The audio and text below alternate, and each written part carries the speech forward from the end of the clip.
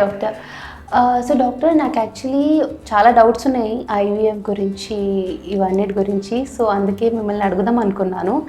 So doctor, actually ఈ మధ్య couples మధ్య ఇన్ఫర్టిలిటీ ప్రాబ్లమ్స్ చాలా వస్తున్నాయి. అది ఎందుకు వస్తుంది, దేనివల్ల వస్తుంది అనేది మీరు ప్లీజ్ మాకు ఎక్స్ప్లెయిన్ చేయగలుగుతారా?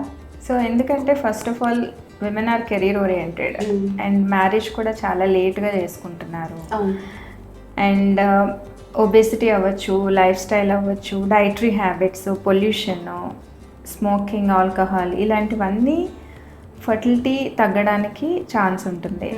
బేసికలీ ప్లానింగ్ అన్నది 35 తర్వాత చేసుకుంటే మాత్రం డెఫినెట్గా ప్రాబ్లం వస్తుంది. ఎందుకంటే 35 దాటిన తర్వాత ఎవ్రీ 3 to 6 monthsకి ఓవేరియన్ రిజర్వ్ అంటాము, ఎగ్ కౌంట్ తగ్గిపోతూ ఉంటుంది. దానివల్ల ప్రెగ్నెన్సీ ఛాన్సెస్ తగ్గుతూ ఉంటాయి.